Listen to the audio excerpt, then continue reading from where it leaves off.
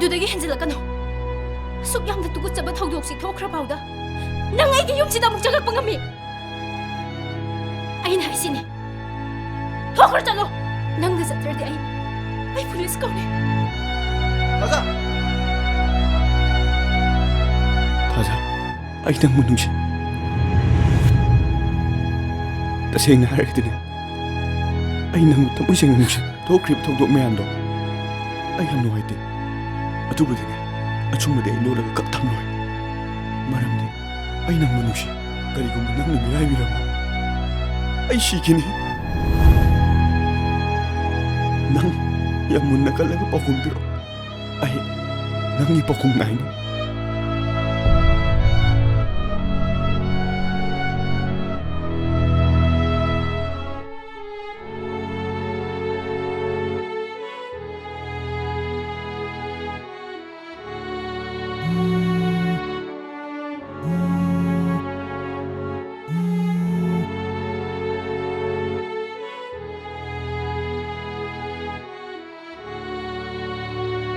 I don't think.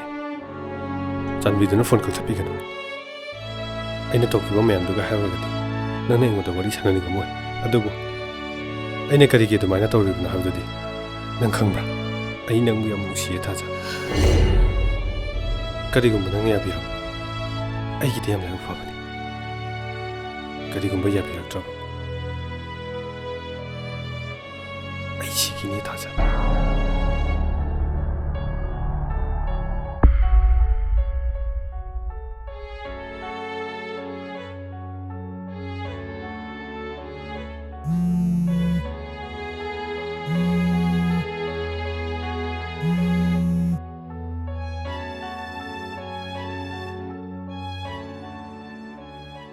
Hello, Taja. I namang the lepaga wa haibang amuri thona litre. Aduki phone toropuni. I love you, Taja. I nang buyam nungsiye. Karigumba, I ni haisina nang na yabidrabadi. I shikiniye.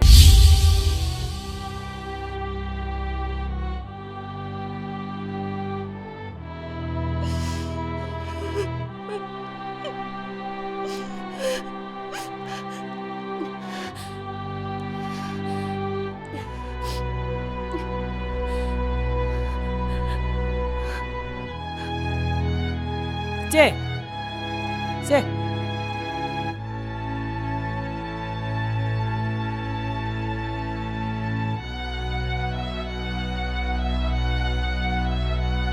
Ngakpiu Taja. Nang hek thengnaba numittagi aigi wakhalda nanggi nungsiba apambana aigi punsi oikre. Ai nangbu tasengna nungsi. Karigumba nangna aibu miraibirabadi aigi yumdi laiyadana mafam ase thadokna laga chakki. Nahakki manga.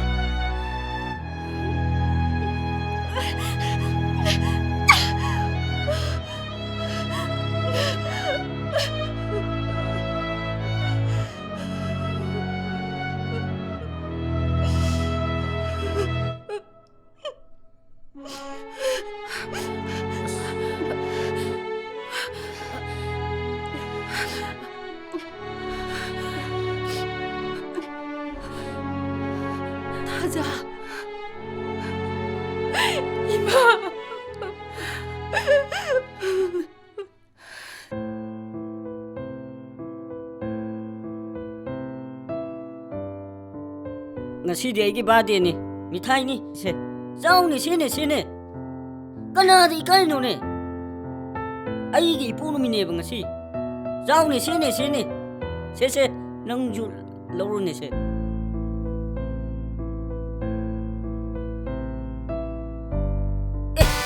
Noi dai ngone kai pi ro jo. Kuji wo jo ai, gari wo jo ai, kudo wo jo ai, khongga wo jo ai. Noi mari mai ngone kai ta pi ro hai ro. Give kan ta piro hai ro. Ayu kai nu. Ayu kai nu.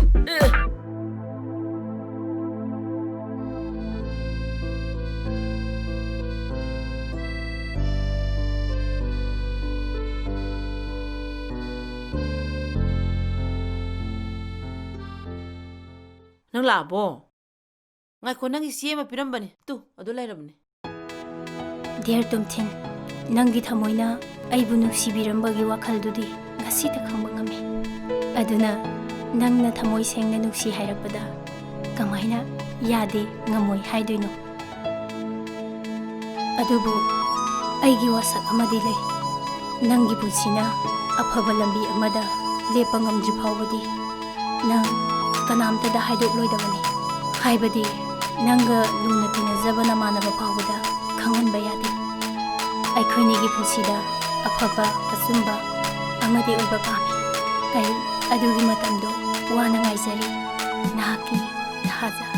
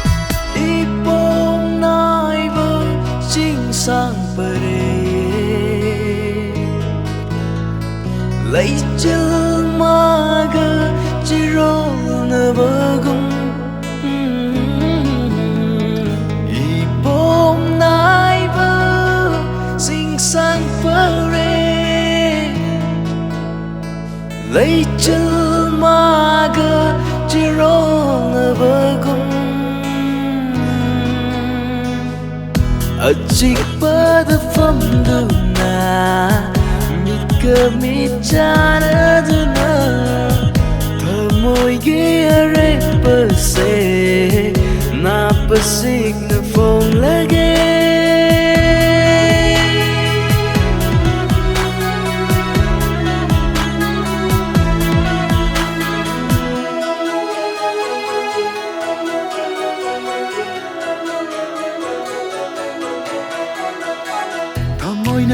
Krava nung sige kong famse nung sivi nangi ni nangi dama hong le roi khong phang say on sina loi krasu leta batam moi gi matogong ai gi seng lava nung sige oi na phang ni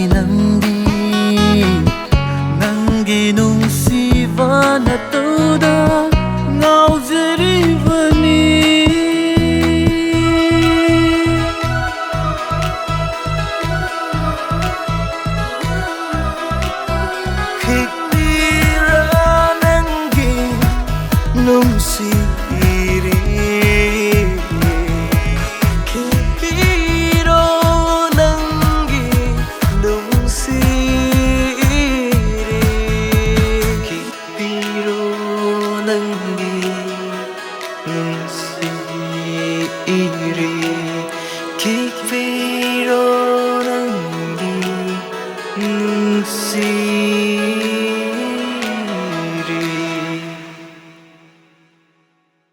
Tabak tawbagi experience kam ta leitabro. Leijate madam. Adudi ima pabung na thaene. Hoi madam. Hanagi ngauksana ba dumaina adu ngauksana de leirabo. Madam. Mr. Tomba. Yes, ma'am. Sidam tala. Yes, madam. Stock ke port mayam do loina check tawkrabra. Loi tawjawre madam. Godown du clear tawjaramabani. Good. Nang hojik 5 semester tamiba natra. Last semester ne madam. Result ngairibani madam. Phare na thau tawjaruro. Mr. Nganba hojiki do kanano khangbra. Computer engineering tamiba. Aduga magi mapana ne airport manager oiriba. Aduga nang khangbra. Manager amagi tolop se kaya oiramgani. Thada lak ki mathakta phangliba. Hojiki nupa do thabak tawdrasu yarabani. Aduga magi tanjaba chenduna ne lai tamjabani. Sidi part time job oina tawjabani. Aigi office ki oina di honaba karma mi thibani. Yare nang chakhiba yarani.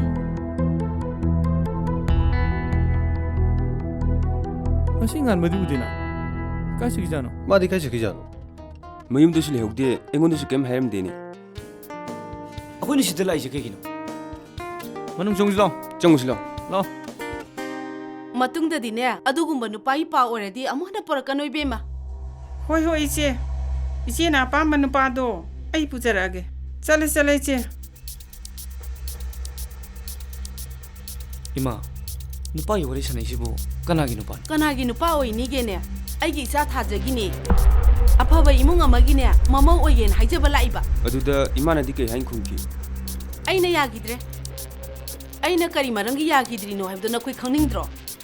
Kaigi yadrino imana. Nupa macha do masak yam phajaba jani. Maran matumsu yam leikraba. Mathanda su pokjaba. Aduda imana kari yadriba. Thabak mana amta sujaba janati. Charaga thaaga tumaga leiba jani. Adugumba nupadu dabu aigi icha kamai thajagadoino. Yengone masana sujaduna tha amada lising kuntra chajariba. Aigi icha thajani. Nakhoisu hayune. Maigi mamanabi singna langi nupado kari thabak tawi haina hangbada. Kari haina khungani. Numit chupa ma koiba hala aga chaba aigi nupadi sumai tawi. Khumba tabani. Aina haisi aranbaga yawrabo.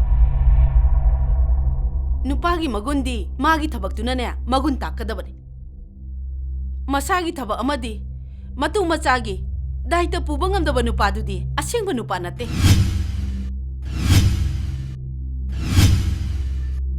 Aidi piyona ma oirabasu aigi icha thajadi soidana thajagani. Aigi wadi tokro la karo paibai macha masu oirasu aremba ngausanaba machadine thajana su yaro.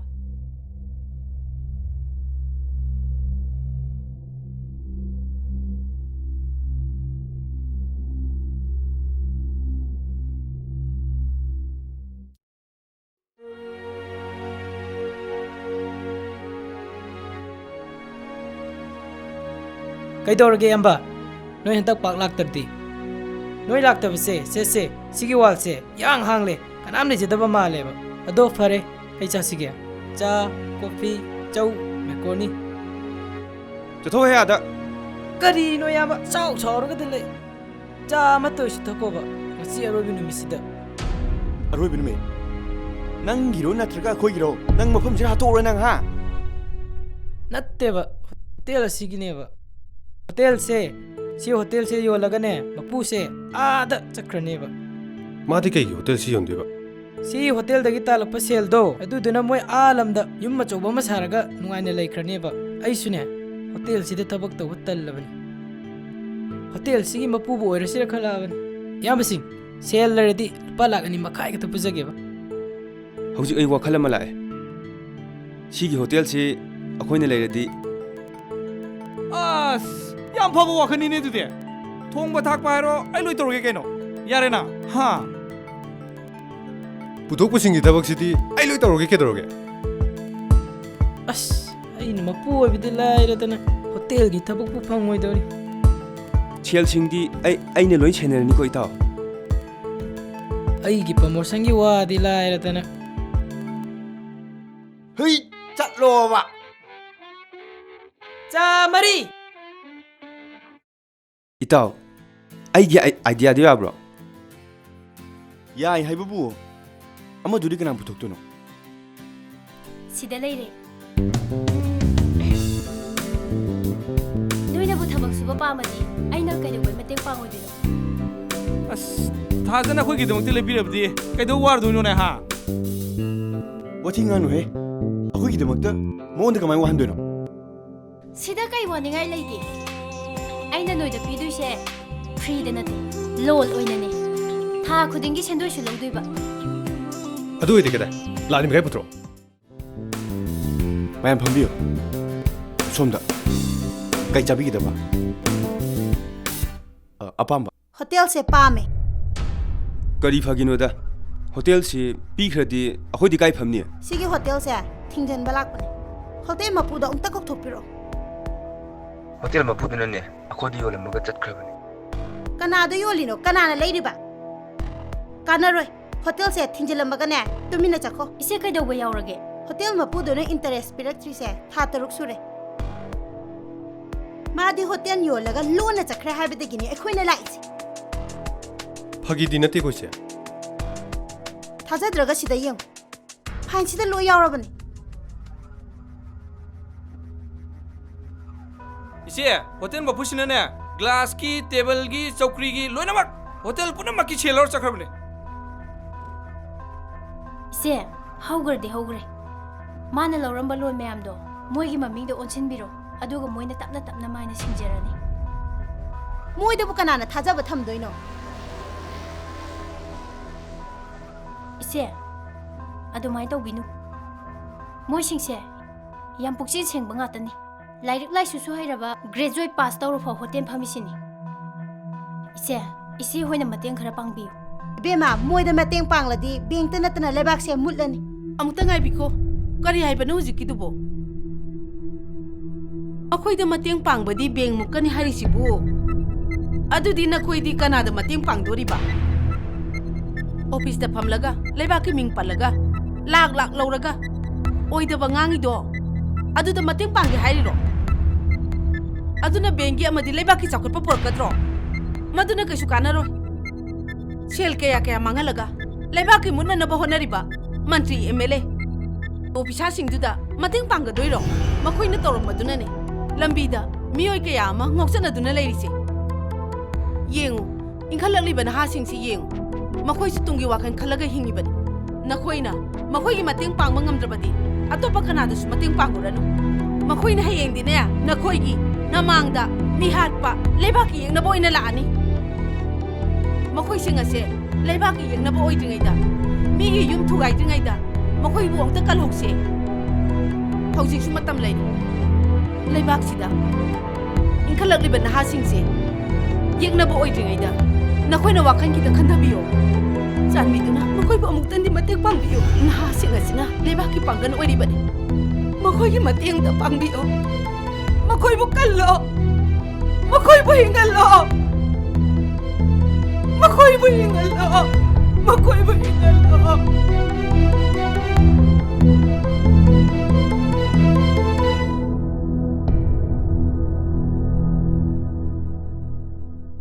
ꯑꯩꯈꯣꯏ ꯁꯤꯗꯗꯤ ꯄꯤꯌꯣꯟꯒꯤ ꯊꯕꯛ ꯅꯠꯇ꯭ꯔꯗꯤ ꯀꯧꯗꯦꯅꯦ ꯄꯤꯌꯣꯟꯒꯤ ꯊꯕꯛ ꯑꯣꯏꯔꯁꯨ ꯌꯥꯅꯤ ꯅꯣꯏ ꯃꯦꯗꯥꯝꯗ ꯌꯥꯅꯕ ꯑꯝꯇ ꯍꯥꯏꯅꯕꯤꯌꯨꯕ ꯄꯤꯌꯣꯟꯒꯤ ꯊꯕꯛꯇꯤ ꯌꯥꯝ ꯋꯥꯕꯅꯤꯅꯦ ꯅꯪ ꯉꯝꯒꯗ꯭ꯔꯣ ꯌꯥꯅꯤ ꯑꯩ ꯉꯝꯅꯕ ꯑꯗꯨꯝ ꯍꯣꯠꯅꯖꯒꯦ 하이너링 시다 거의 매담 라이.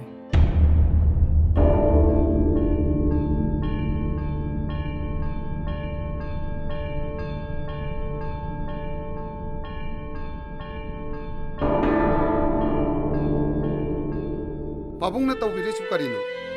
Kaya am kuina tabak suduna sumaina legidoino.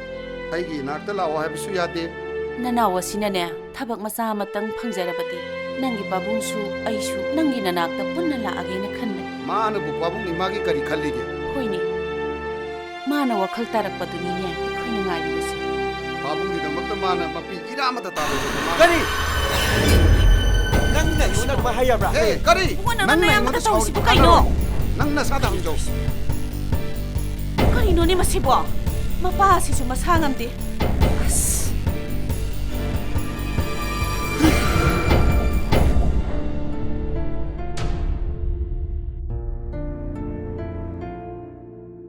Kaidaure ngan ba? Isaw sawriduna kai chatuino. Mafam khangde. Yumdaga khanda chainaba yawbraba. Hoi. Adu wai kira chembade nate. Ima pabungi maral kyam kuin char legani. Adugini aina ngasi chatlise. Karigumba amadi ai sungjo soidana tawgani. Ai mi amadi soidana oiraga lakani. Matamduda ima pabungi mamangda haraung hingba ngamgani. Adugane nangi ma pabungdasu ai oinaba haijagani. Ai chatle. Ai soidana lakani.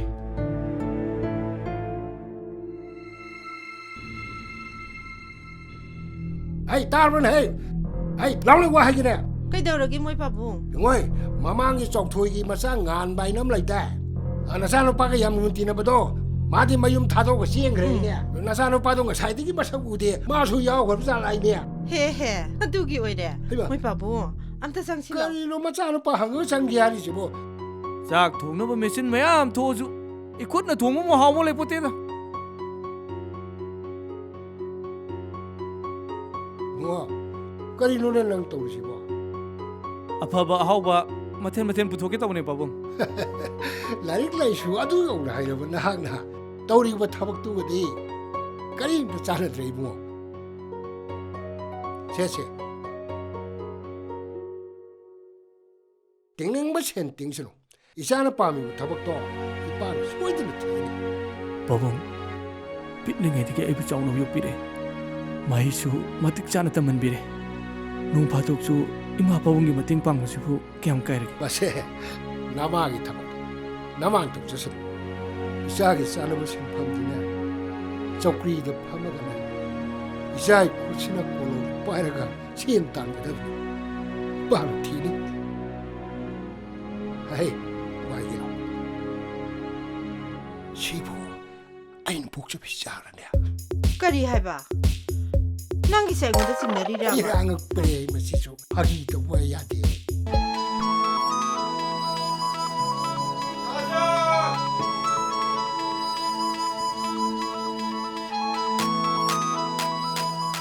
Thank you very much. Ai thaba khali thaja. Adudi yam khabawani. Lakliba tang manga sida ai Guwahati da training chatlani thaja.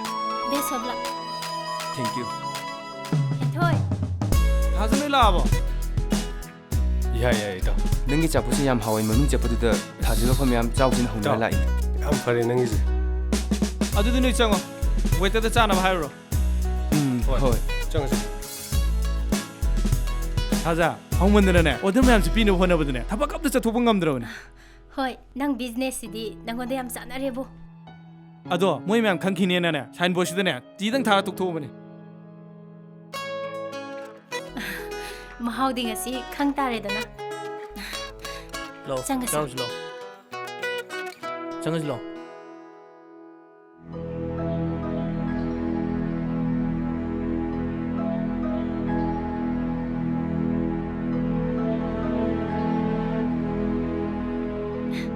Se, nangi interview gi form de.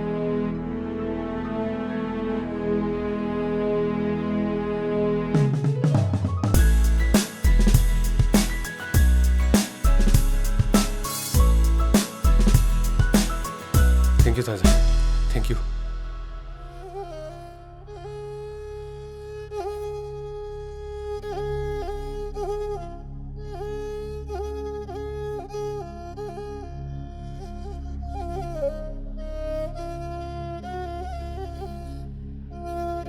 Khoiramo khoiramo.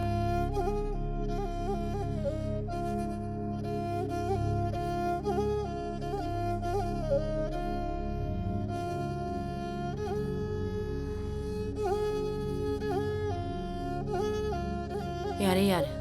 Hogalo. Ima, pabung dengan dia yang murah. Aina pabung ima kada yang muhan kre. Ima na pabung da warau da nama kerah biu. Kari isa warung tu no. Sana ne mai pak po irok ko. Hogalo hogalo. Nang pabung da na khoram.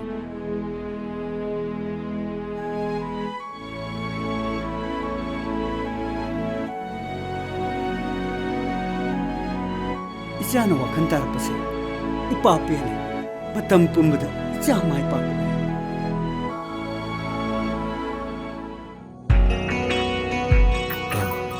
Niton. Manipur bus nda. Manipur lane. Lokshalo. Nangine na pore ibani ima khoina.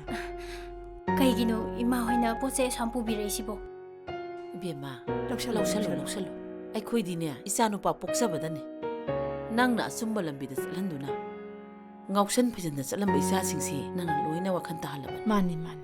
Tasengna hairagadi aina kaisu tawruba nateda. Moina honajabagi mi oibane. Isa singsi honajabagi thona yaurabasu. Madu ngasi phawba ikhoina khangba ngamde. Masi pumnamakse isana kanna hotnabibagini.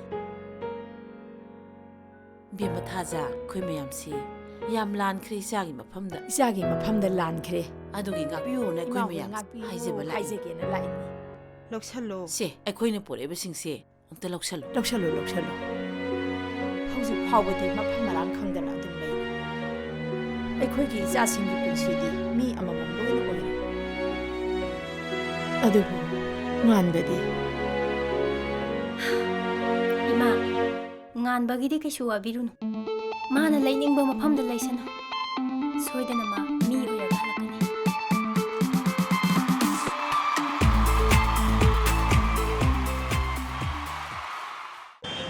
ai bektuna karom ne khasan ala shidi oh chilai ne to singum talok choba hoi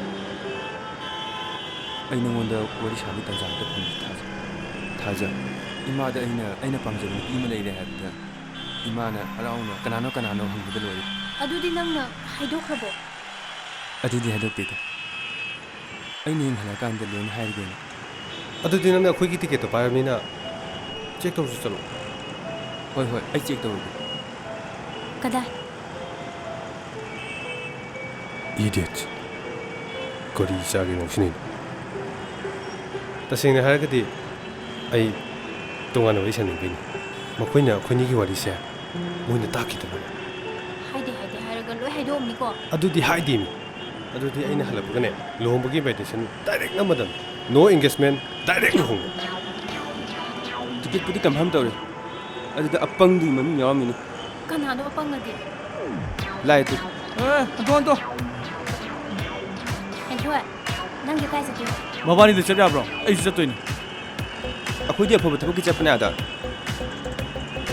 hawdong mai bu tamai pu ba ai ju yam chamne khali ra ba ai ju ne nabani chapa mafam ju ne training yaw doini adudi yam phaba yawani ne noi humma noi thabaki sateba harawi yam ngai na chatlo all the best thank you adu noi mai papu yu ko adu noi he yaw baga ingon da phone taw ko hoi gari chatore ka khalo kaino henthoi de kai chakage haza nang hedu ki damta game khalu numa di mai thopom doro laksana dam ne bye nang di se kai doiba gari chake dore chalo so adudina aingonda I love you haro ai chalagi ha gari chake dore chalo ba sacha kisino thabak ka loi tong thol lore I love you haiba I love you do adu khoi do yaro yam sina haro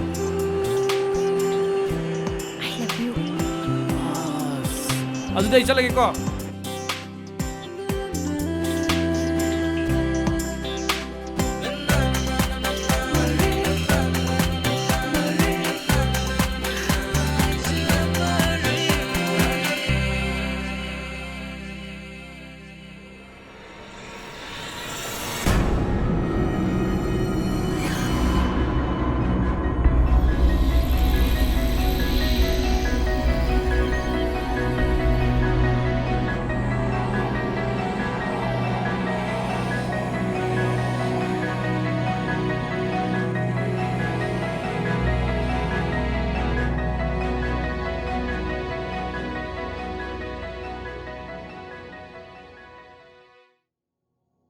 ꯌꯥꯝ ꯆꯥꯎꯔꯝꯃꯤꯅ ꯑꯩꯒꯤ ꯑꯉꯥꯡ ꯅꯠꯇꯤꯌꯦ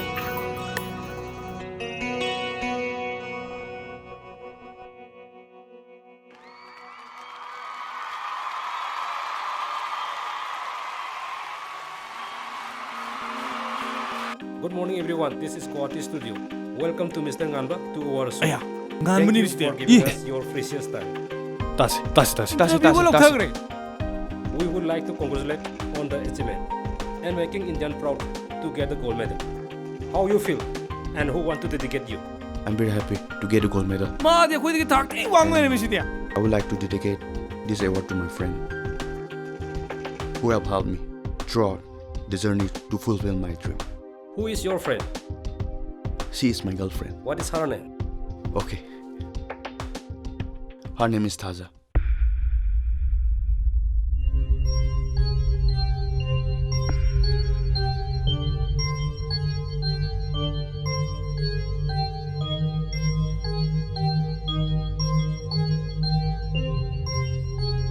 Hello.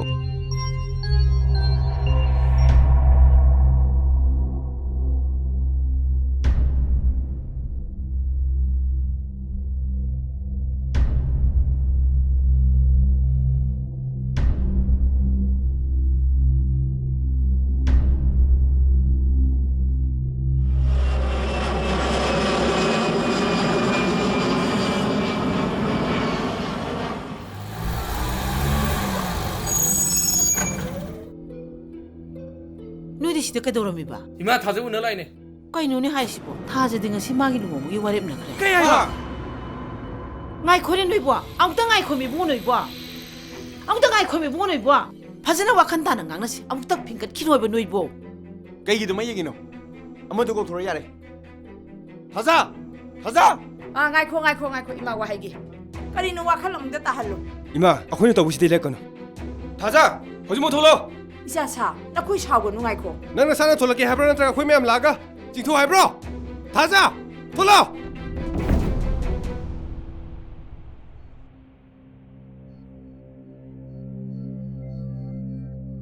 Yingune. Kaya dilemje kraba. Yam lemje baga mandro. Somunna yenguragati lai masaga mandro. Khut ka lonara khoiram ningdro. Aduga mana khoi mari de chalem lamche tudi. Hai, ya khoi mari de shekto. 하요 타자. 넌기 뽑은 거 알아서. 넌 내 인원 돌러 그는 먹는다. 먹은 돌러 그는 먹는다. 먹은 돌러 그는 먹는다. 눈치 해버려 타자.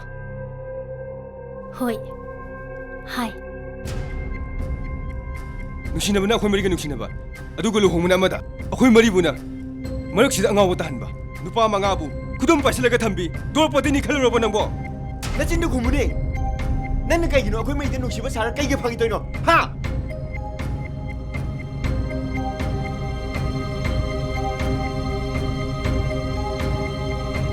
Good morning, sir. Sina igi bayodata. Yare yengalan. Ay wama hagi. Sahi kudingi sigi lamdam asida. Miwai lising tarakun graduate pass tawi. Sir aduda. Nakoi gumba ariyam singi. Gormle na apaba cannabis scheme ama thamlam.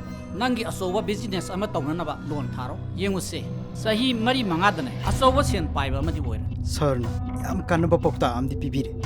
Sir gidi ishagi yumingoldi am chawna leramgani sir. Nangna karigi hangli. Sir, lo lawradi guarantor ma sangidana. Nangna lo lawraga aina kari guarantor boigido. Pokta chisu sir na pibire. Sir sune thabak sidai pothabiro. Loi tokpiro. Aigane job partner oina leminarsi. Sahi mari mangadane lakh crore talasi. Hey. Nangi se engonda phagi tori. Phagi di sir oina torok. Thabak ama tokjege haidana kana dabada. Sida phamaga warim ngangba iro tolo phangido sir oidu. Wa makha tarka. Nang yam henjal kan. Sure. Aine henjalasu warim dingang dedana. Thamoi sengma mi amda lagnaradine samai loi khumakani. Thamoi sengma ga ye kari sumari leinati. Chalo, chakor chalo.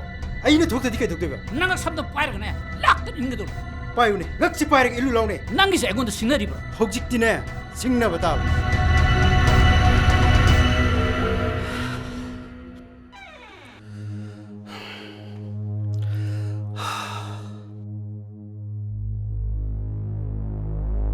आई थबक तो को पामे कईगिनो पाबो ऐसे train driver रा नत्रगा मिहार पर खंगद्री मखोय पाखंग लेसाबी अनि दो नुक्सिनबदा थुंगदब माले अदुगा train दु चुंगलगा सिरेदना yeng bangamde angang hatane hing bagi mathona di yaudra si bagi mathona na kada dagi laino makhoi na kari khaliba second amata mama pa gi wakhan amata ka lakta bazala fare fare ai gi jan paduna kai da riba मादी interview में याव बचखिबने ओइदबा वागांगनु हौजिक मा कदा दरे रंगने हाइबा आई चप चाना खंगे मागी ओररोइदबा मानव सिंगदुगा ngoksidे दरु लेरंगने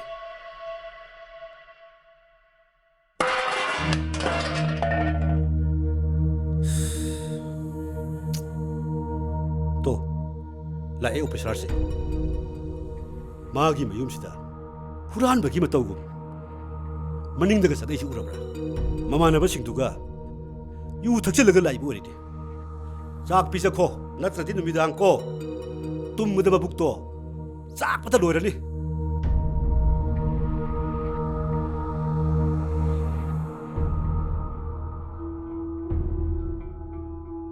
चाक चारब्रा होय मसिगी लेकाइसिदा अयुक्की चाकपु नुमिदांगी पुंगमदा चाबा हाइबदो नंग थन्दने इन उरिसि मसीगी लेकाइसिदा नुमिदांग पुंग अमा फाउ तुमदंगै मचाबु ngang लेबा मपासे पाबुंग खतनै उरिसे ए आइंगोंदना सिख मकनो मसाइngay kai chali hayu पाबुआ तामोदी ममानबगी थबा मा आइना नोंदा हंगना तेको हायो कदादगी लाई हायो मपानदगी लाकपनि मपानदगी हाइबदी मपानदगी लाकपनि हाइबदी क्राइदनु हाइबा मपानदगी लाकपनि हाइरेदना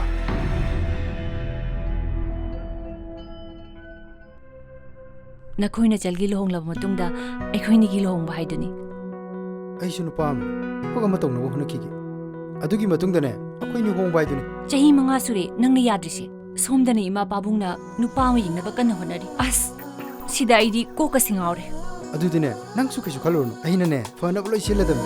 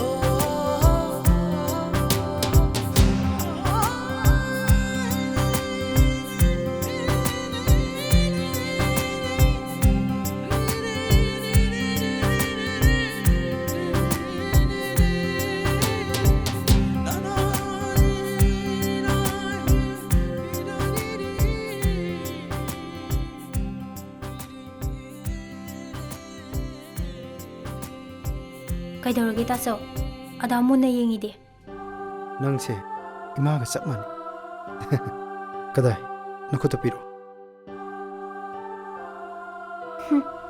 पूरा साराई ओरमनी होय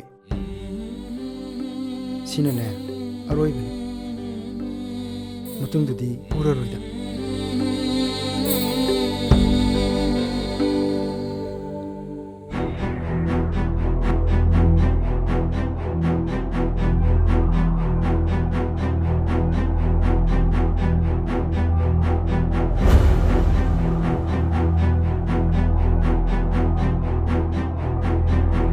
कैदौरे तुम्बा कमाय तैनो नोइ अखोइना नाते मोइना आनोनी अदो एखोइना लांदी लांदीको असेंगमनि अखोइ लांदी कनो नुंगिन तोसिबो ngakthang ngai resine baigudo adusu aigi mita aigi senane nangi nayumda lechi fawba nang aigi senate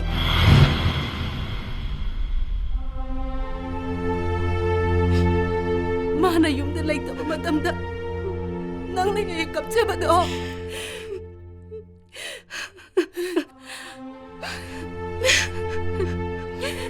मान सिदी मफम सिदा लैबदा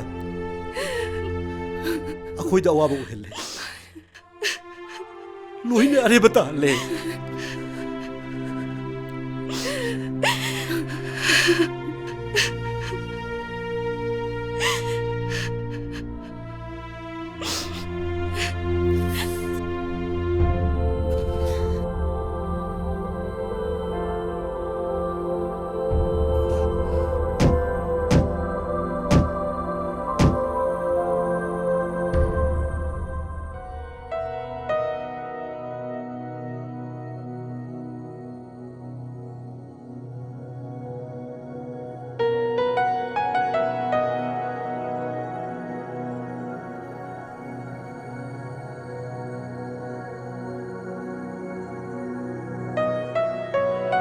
Itaw, punimala iye.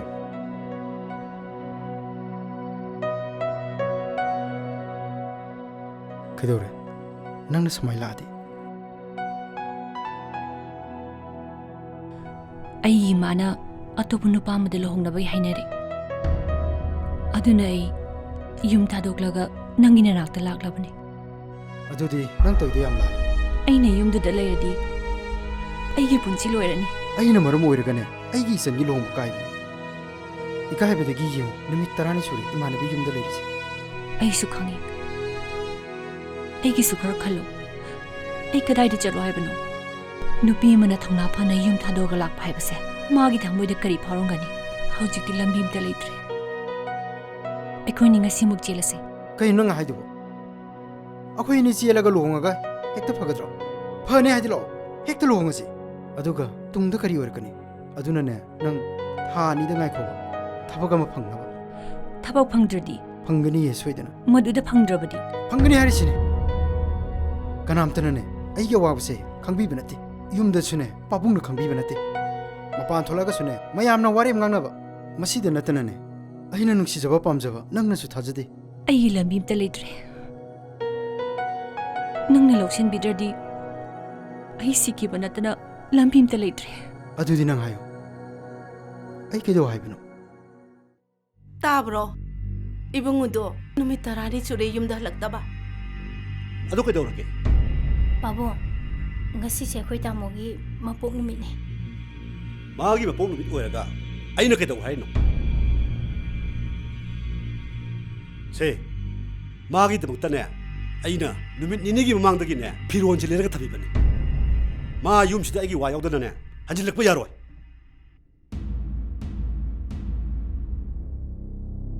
ꯆꯪꯁꯤꯔꯣ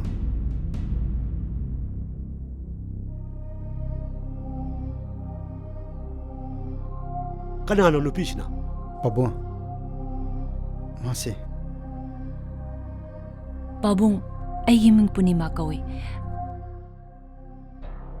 ꯑꯩꯈꯣꯏ ꯑꯅꯤ ꯆꯍꯤ 5 ꯁꯨꯔꯦ ꯅꯨꯡꯁꯤꯅꯔꯛꯄ ꯑꯗꯨꯅ ꯑꯩꯈꯣꯏ ꯑꯃꯨꯛꯇ ꯉꯥꯏꯈꯣ ꯏꯕꯦꯝꯃ ꯃꯣꯏꯕ ꯅꯪ ꯑꯃꯨꯛꯇ ꯉꯥꯏꯈꯣ ꯑꯩꯁꯦ ꯁꯣꯔ ꯑꯝꯇ ꯍꯣꯟꯈꯤꯒꯦ ꯀꯅꯥꯅ ꯈꯪꯒꯅꯤ ꯁꯣꯔ ꯂꯦꯞꯇꯨꯅ ꯁꯤꯈꯤꯕꯁꯨ ꯌꯥꯏ ꯅꯪ ꯈꯪꯕ꯭ꯔꯥ ꯁꯤ ꯀꯅꯥꯅꯣ ꯍꯥꯏꯕ 마세 아이기 이사누비 마기는 마사누비 놈이 따라하는 망다 루홍아가 착각하다도 비네 마기 루홍마 까이래 아도수 오이로도 마시라 이베면 능 하요 마시기 앞방새 능 까리드 파미노 하요 마삭 파자래 헤로 말래 아이들 라이브로 이행부터 마삭부터 파자래 마사마 우파래 하이르게 되야 브로 낭나 사히 망아기 망아기 칼라래 하비다 하이리바 사히 망아도 난 까리 똑도이노 난 까리나 타까니 난 깔만히 힘내버세 난 한칼브로 아이고 아마 하겠다 마나 셋리바 쌀리바 풀이 공가오 공목 뿌려마 아이기 이런 레이방 하더네 낭나 마시기 쌍리바 시들레르버디데 난 까리 오이데 하이 난기 사나르버기 싹 나타나 난기 쌍가 도리바 보세 뿌려마 아이는 레이기 도리바 같더니 마디네 소빼다기 난기 누파 아마컷 내버도 망아이래 바봉 이하리 똑비로 짠비두나 ꯑꯩꯅ ꯆꯍꯤ 5ꯗ ꯈꯪꯒꯗꯕ ꯄꯨꯝꯅꯃꯛ ꯃꯤꯅꯤꯠ 5ꯗ ꯄꯥꯕꯨꯡꯅ ꯑꯩꯕꯨ ꯋꯥꯈꯜꯗ ꯍꯟꯕꯤꯔꯦ ꯄꯥꯕꯨꯡꯅ ꯑꯩꯕꯨ ꯌꯥꯝ ꯅꯨꯡꯁꯤꯅ ꯏꯀꯥꯏꯕ ꯄꯤꯕꯤꯔꯦ ꯄꯥꯕꯨꯡꯕꯨ ꯊꯥꯒꯠꯆꯔꯤ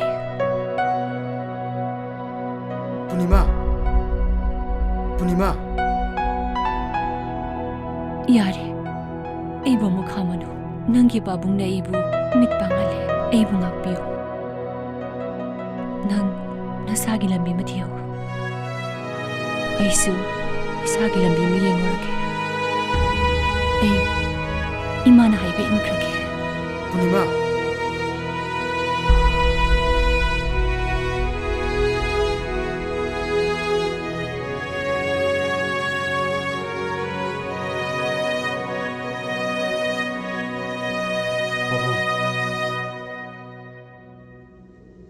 ꯍꯧꯖꯤꯛ ꯅꯪ ꯅꯨꯡꯉꯥꯏꯔꯕ꯭ꯔꯥ ꯑꯩꯒꯤ ꯏꯄꯣꯛ ꯅꯨꯃꯤꯠꯁꯤꯗ ꯄꯥꯕꯨꯡꯅ ꯌꯥꯝ ꯐꯖꯕ ꯈꯨꯗꯣꯜ ꯑꯃ ꯄꯤꯕꯤꯔꯦ ꯑꯩꯕꯨ ꯊꯥꯖꯗꯨꯅ ꯏꯃꯨꯡ ꯃꯅꯨꯡ ꯊꯥꯗꯣꯛꯇꯨꯅ ꯂꯥꯛꯄ ꯅꯨꯄꯤ ꯑꯃꯕꯨ ꯄꯥꯕꯨꯡꯅ ꯌꯥꯝ ꯊꯤꯅ इकाई पीरग तातोक पीगरे चुम्मे पाबुंगना हाइबा सिगी फुरित खोंगाव खुंगु पाबुंगना लेबी बंगातनी सिगी गारी सिसु पाबुंगना लेबी बडी आई हक्सांगसु थवाइसु पाबुंगना पीबी बंगातनी आई हक्सांग मनुंग चीली बीसिसु पाबुंग अंगी गातनी पाबुंगना पोकपीरमना नचाना हिंजरी असेंग हाइरगदी अईगी कईसु यौदे मयाम नाइने चही मंगा फाउबदी मपा मनी हाइ अदुगा त्रांगा फाउबदी तकपी तबी बनी हाइने अदुगी मतुंगददी ममानबनी हाइने अदुगा बाबुंदी अईगी कईसु ओइबा गमद्रा ngasi기 numirda sida इखलकलिबा नहा अमगी थाजबा लोइना पाबुंगना मांगन बिरे दुपी अमगी मबांगदा पाबुंगना कायबा पीरबा लोइना मांगनलबा यामना फजबा कुदोल अमा अईगी पुगनमिसिदा बिबिरे अईना सिसिरोरि कावररो पाबु तामो अईगी पुगनमिसिदा पाबु नंग आइबा तोकपिरे आइबा तोकपिरे पाबु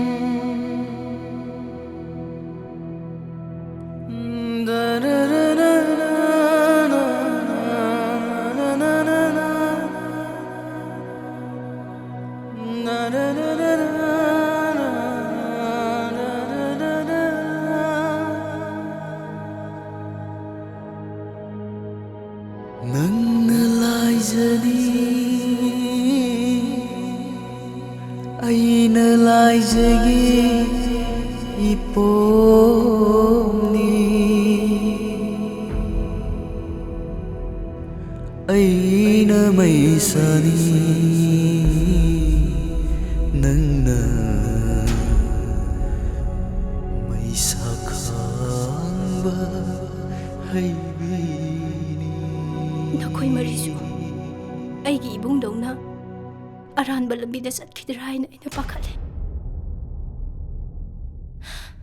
नखोइसु मी अममम ओइनाबा नसा नसादा लोइना यावजै नुपी अंगांगदा लक्नादुना मतम मांगहंदुना लैबदु उबदा नखोइसु नसा नसागी नरोमदोम लेपदु ngamnaba अइना नोइबु नुक्सिबगी मत उत्पने करीगुंबा वाखन मांगहंदुना मसा मतंदा सिजगिद्रा हाइना अइना सिंगनबदगी ओइदबसि ngamखिबनि अइगी ओइदबसिना नखोइदा कयम काइरगे अइगी ओइदबसिना नखोइगी पुंसिददि लोइना माइ पाइदना मसे अइगी अरानबरा करिगिनो नोइ तुमिना लैरि कइगिनो नोइ मारि मंगलोइदा खमो नखोइ करिगी तुमिन लेरि हायो खुबो मचा नुपी अमदा नुपा मरिना नुसी हाइरागा मपा आइना करमाइना यादोइनो मैसाखांबा हाइबिनी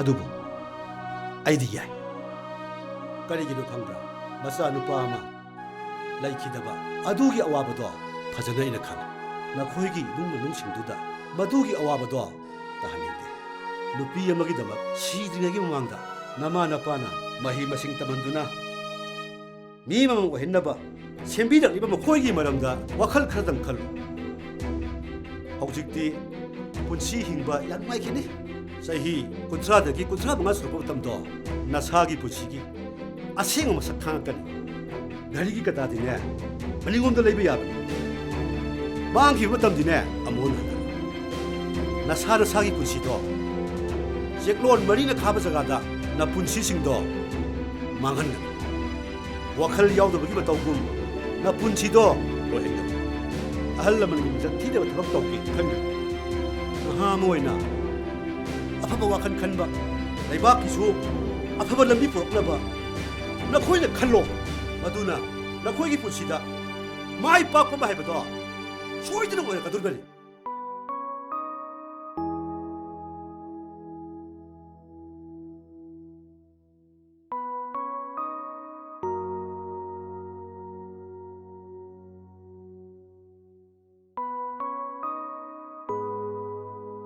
ꯀꯩꯅꯣꯕ ꯃꯣꯏꯅ ꯇꯧꯔꯤꯁꯤꯕꯣ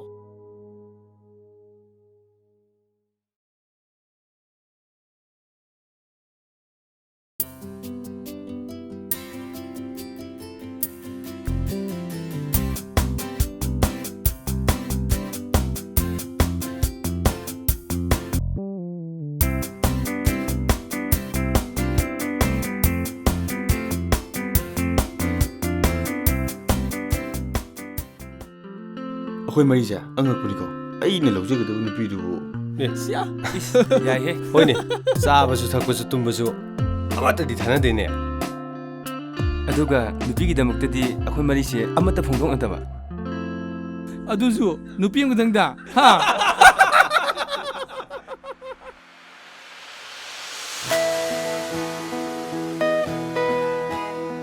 ꯀꯩꯅꯣꯅꯦ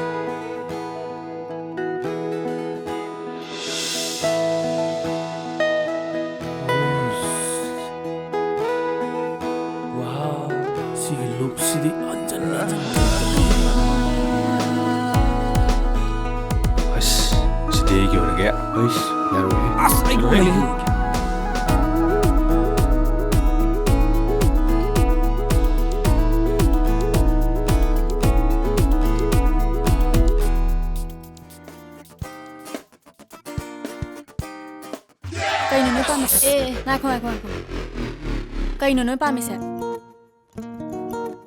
Ai nuksi, pami nuksi haiba. Tau saiu. Nanaton kuchau duga. Sembru jibu. Chala hai. Kaya ba? Aidi. Manipur sida nangna nakoi ke khakchalaga kai ne na ta sa jaino na. South ta lai chu chaloi bungu.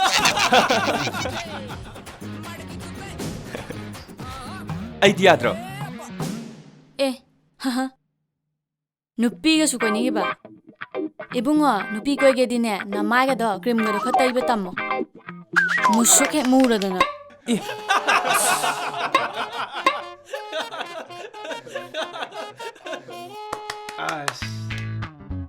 Adudi ayon yar manida. Wow, body ga di napi. Aduga nasaktu di kudu kada hiti adana.